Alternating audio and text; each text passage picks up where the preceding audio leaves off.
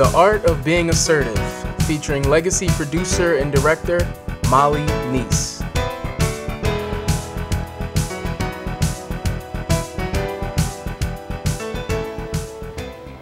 Lines in the sand.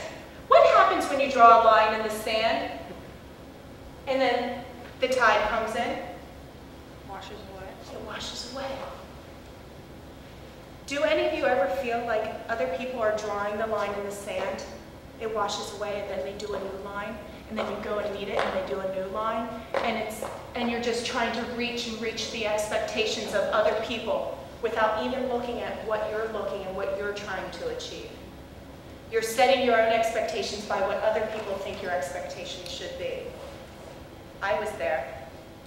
My father, he's a self-made man. He's an entrepreneur. I valued every single opinion, everything that ever came out to his mouth. I might as well have said, you know what? What should I do with my 401k, Dad? What should I do with this, Dad? How should I invest this, Dad? Should I make this decision, Dad? Everything was Dad, Dad, Dad. He loved it because he felt like he was playing a role and he was needed, and he was more than happy to give his advice. And Molly always said, okay, whatever you say, Dad. That affects your assertiveness. It's when you really find that, you know what, those lines in the sand, you make your line. And you reach your line. And you set your own goals. And we're going to go through some of the assertiveness champion characteristics that we're all going to develop as a result of this.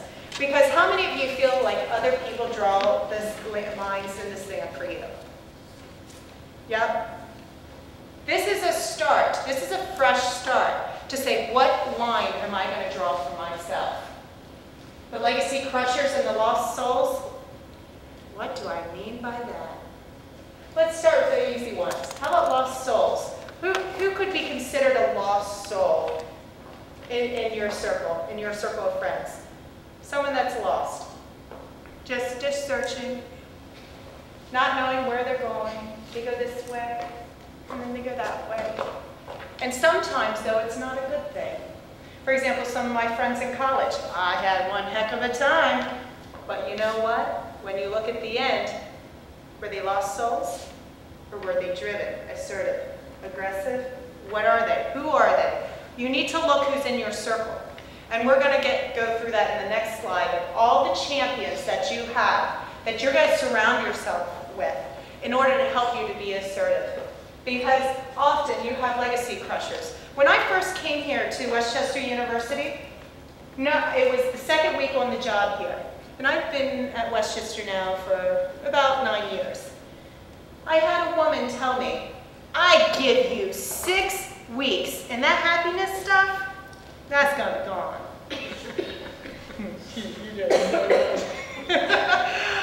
So what did I do? Oh, that's a challenge. There's the assertiveness challenge. And look, 9 years later, did she win? No.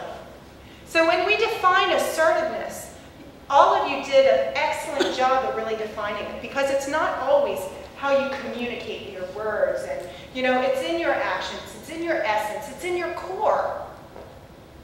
So who are those legacy crushers? I also, and it was true, I had another coworker say, well, you really can't contribute to the conversation because you don't have any baggage. What do you think I said to her? I know what I was saying too. What do you think I said? Go ahead. No, I said I know what I would say. What would you say? I would quote a movie. What movie would you quote? Baby Mama. It's almost exactly what I would quote. Bitch, I don't know your life. But you need to find your words, though. Because that's the thing, you're given a choice. And you know what I said to her? I said, I just choose not to share my baggage. And actually, I don't call it baggage. I call it a part of me and my experience. Wow. What do you think she said back to that? No aggressiveness, all kindness, all assertiveness, all education, and all sharing. There's some people that be like, it's fine, they can be that way. Because guess what? My value system wasn't compromised. So you need to assess what that value system is, because that is the core of who you are. So here we go, champion strategies.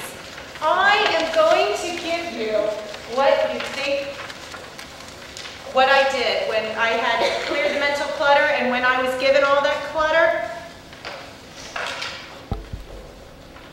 With the boob job, of course, I gave you what I said to her. I said, it gives me more time to work on my personality. And you know what? Guess what? To this day, I'm still so grateful because people see my face, my energy, my enthusiasm for life. Also, with my father, I didn't tell you this, he said, Molly, what do you want to go into training for? That training is a bunch of bullshit. Like, it's just a bunch of mumbo jumbo. You go in there, you get excited, and they leave and they go back to their normal world. I could have listened to that, or I could say, you know what? I'm going to be the mumbo jumbo, and I'm going to call them to action, and I'm going to make a difference in their world. I am. And the woman actually said to me when she said it's a Saturday night live skit, I wasn't supposed to hear it, remember? What do you think I did? I approached her. Knowing what some of the stories I shared with you, what did I say to her? Being assertive.